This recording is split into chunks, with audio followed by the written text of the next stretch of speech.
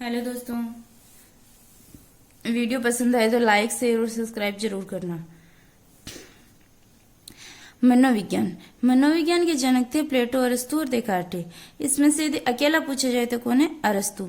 मनोविज्ञान का जनक अरस्तु, और तीनों आ जाए तो प्लेटो, अरस्तु और देकार्टे तीनों।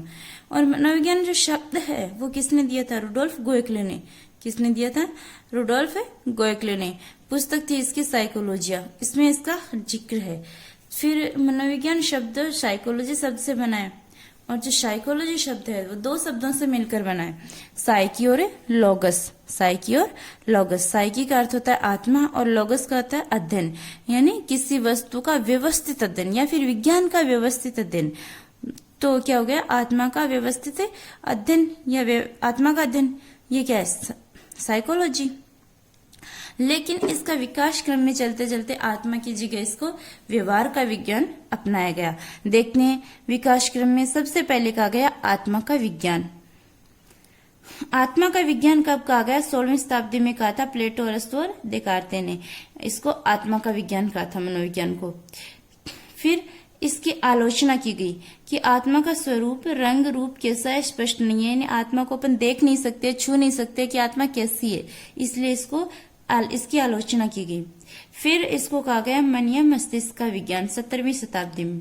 16वीं में आत्मा का विज्ञान, 17वीं में मन या मस्तिष्क का विज्ञान। और मन या मस्तिष्क का विज्ञान करने वाले थे इटली के पोम्पोनोजी। अकेला पूछा जाए तो पोम्पोनोजी, और इसके समर्थक हैं जॉन लॉक और थॉमस रीड। इसकी भी भरसक आलोचना की गई कि मस्तिष्क का रूप, रंग, आकार निश्चित नहीं है, अनिश्चित है, यानी किसी के मन में क्या चल रहा है अपन कुछ नहीं बता सकते। सामने वाले को देख के अपन नहीं कह सकते कि इसके मन में क्या चल रहा है, तो इसकी आलोचना की गई। फिर इसको कहा गया चेतना या चेतन अनुभूति का विज्ञान 19वीं शताब्दी में।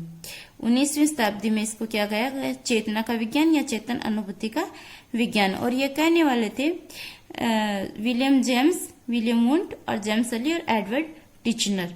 इन्होंने क्या कहा? 19वीं शताब्दी में इसको चेतना का विज्ञान कहा। लेकिन चेतन मन के अलावा अचेतन मन और अर्धचेतन मन भी होते हैं।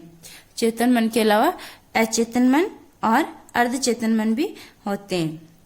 चेतन मन तो 1/10 भाग ही होता है, अर्धचेतन मन जो होता है ना वो 9/10 भाग होता है। लेकिन इनका चेतन मन के अलावा अचेतन और अर्धचेतन मन का इसमें कोई जिक्र नहीं किया गया, इसलिए इसको भी अस्वीकार कर दिया गया। और इसके अध्ययन के लिए, मनोविज्ञान के अध्ययन के लिए विश्व की प्रथम मनोवैज्ञानिक प्रयोगशाला खोली गई थी 1879 में। विलियम वुंट ने खोली थी और स्थापना की थी जर्मनी के लिप्चिंग शहर में।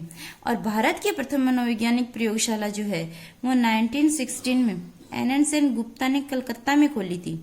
अब दोनों में कंफ्यूज नहीं होना है कि विश्व में पूछे तो 1879 में विलियम वुंट ने, और भारत में पूछे तो 1916 में एन गुप्ता ने।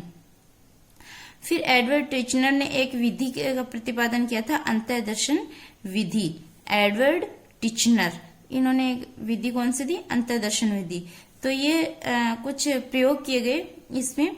फिर चेतना का विज्ञान पता चला कि चेतना का विज्ञान जो है वो तो केवल मानव अध्ययन तक ही सीमित है, यानी पशु पक्षी जो है वो भी मनोविज्ञान का विषय है, लेकिन इसका अध्ययन चेतना का विज्ञान में नहीं किया जाता।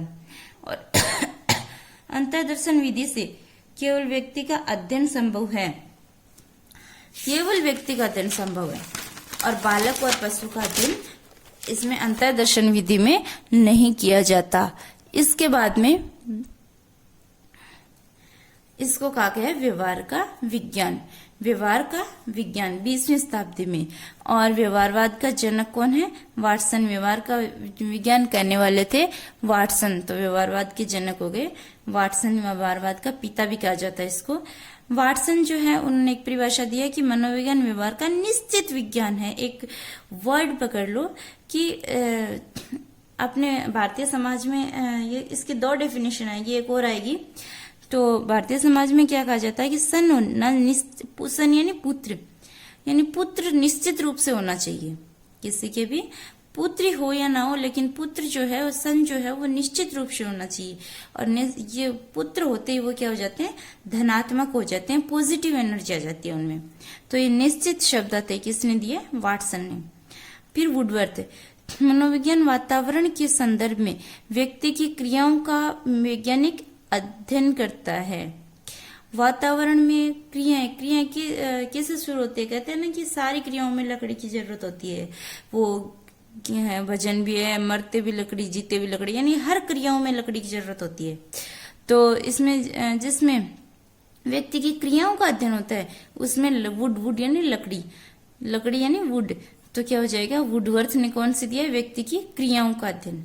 फिर वैल्यू मैकडूगल, मनोविज्ञान एक विज्ञान है जिसका उद्देश्य सभी प्रकार से किसी प्राणी के व्यवहार का नियमन करने और अच्छी तरह समझने में सहायता प्रदान करता है। मैकडूगल यानी इसने कहा कि किसी के व्यवहार को समझना है तो उससे गल करनी पड़ेगी। मैकडूगल यानी गल करनी पड़ेगी, और गल करेंगे तभी उसके व्यवहार को अच्छी तरह से समझ पाएंगे, अच्छी तरह से नियमन कर पाएंगे व्यवहार का। फिर इसके समर्थक कौन है? व्यवहार का विज्ञान करने वाले William McDougall, Woodworth, boring, Charles Skinner और पिल्सबरी। अब वुडवर्थ ने एक परिभाषा दी है और कि सर्वप्रथम मनोविज्ञान ने अपनी आत्मा का परित्याग किया, इसके बाद मन और फिर मैं चेतना को भुला दिया और वर्तमान में व्यवहार का विज्ञान है। ये इम्पोर्टेंट परिभाषा है और पूछी जा चुकी है एग्जाम में। और वुडवर्थ ने सबसे पहले क्या कहा कि आत्मा का परित्याग किया, यानी सबसे पहले आत्मा का विज्ञान कहा गया था, फिर मन मस्तिष्क का, फिर चेतना का, और फिर वर्तमान में क्या कहा जाने लगा है? व्यवहार का विज्ञान। तो आत्मा का परित्याग कर दिया, मन मस्तिष्क को, चेतना को भुला दिया, और अब क्या है? व्यवहार का विज्ञान कहा जाने लगा है।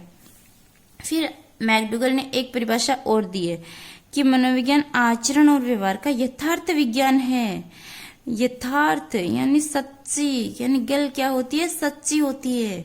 व्यवहार करने से गल सच्ची है इसका पता चल जाता है।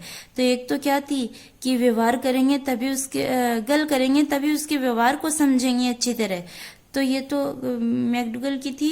दूसरी मैकडूगल ने क्या दी कि यथार्थ विज्ञान है, यानी सच्ची है गल। दूसरी गल सच्ची है। वाटसन, मनोविज्ञान व्यवहार का धनात्मक विज्ञान है। एक आई थी पहले परिभाषा कि निश्चित विज्ञान है, यानी सन यानी पुत्र होना निश्चित रूप से होना चाहिए, और एक पुत्र होते क्या हो जाते हैं? धनात्मक हो जाते हैं, पॉजिटिव एनर्जी आ जाती है उनमें। फिर पिल्सबरी, मनोविज्ञान की सबसे संतोषजनक परिभाषा मानव व्यवहार के विज्ञान के रूप में की जा सकती है। ये पिल्सबरी की, यानी बरी हो जाता है तो उसके संतोष हो जाता है कि हाँ भाई मैं बरी हो गया, तो संतोषजनक जहाँ पे भी नाम आए क्या हो जाएगी? पिल्सबरी की। फिर क्रो ने एक परिभाषा दी कि मनोविज्ञान मानव व्यवहार और मानव संबंधों का अध्ययन है, जिसमें 2 बार मानव होता है, तो 2 बार क्या आएगा? क्रो और क्रो। पहले वाले क्या कहते थे कि व्यवहार करोगे तभी संबंध बनेंगे, तो व्यवहार करो भाई, व्यवहार करो मानव से तभी तो संबंध बनेंगे, तो करो एंड करो। नेक्स्ट आती है मनोविज्ञान की विशेषताएं। अब इसमें क्वेश्चन कैसे आता है कि ये एज इट इज दी जाती है कि इनमें से कोई भी 3 दे देगा और एक अलग दे देगा और बोलेगा कि निम्न में से मनोविज्ञान की विशेषताएं नहीं है, या फिर एक इसमें से दे देगा और 3 अदर दे देगा और निम्न में से मनोविज्ञान की विशेषताएं है। तो विशेषता क्या है कि ये एक विधायक विज्ञान है। क्यों है विधायक विज्ञान?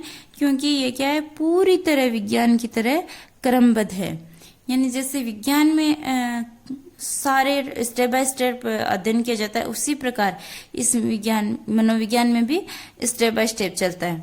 सत्य की खोज पर बल दिया गया है, यानी किसी भी तथ्य को ऐसे ही नहीं मानता, ये सत्य की खोज पर पूरा प्रयोग करने के बाद में ही इसको स्वीकार किया जाता है। मनोविज्ञान में व्यवहार संबंधी तथ्यों का अध्ययन होता है, यानी मनोविज्ञान है क्या? व्यवहार का विज्ञान है, तो व्यवहार संबंधी तथ्यों का अध्ययन होगा।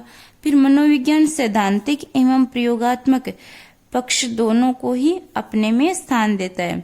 सैद्धांतिक पक्ष को भी और प्रयोगात्मक पक्ष को भी, दोनों पक्षों को स्थान देता है। फिर व्यक्ति की बाह्य व आंतरिक सभी क्रियाएं सम्मिलित है। व्यक्ति की बाह्य और आंतरिक, व्यक्ति के व्यवहार जो है वो बाह्य व्यवहार भी और आंतरिक व्यवहार भी, यानी किसी के बाह्य व्यवहार तो क्या हो गया? चरित्र जो है उसका, रंग रूप ये तो बाह्य है। और आंतरिक क्या है, उसका आचार विचार, वो भी अपन पता लग जाता है कि इसके आचार विचार कैसे हैं। अपन कहते हैं फला व्यक्ति के विचार ऐसे हैं, यानी आंतरिक क्रियाएं जो है उसका भी वो भी सम्मिलित है, उसका भी अध्ययन किया जाता है। थैंक यू दोस्तों, पसंद आए तो सब्सक्राइब जरूर करना।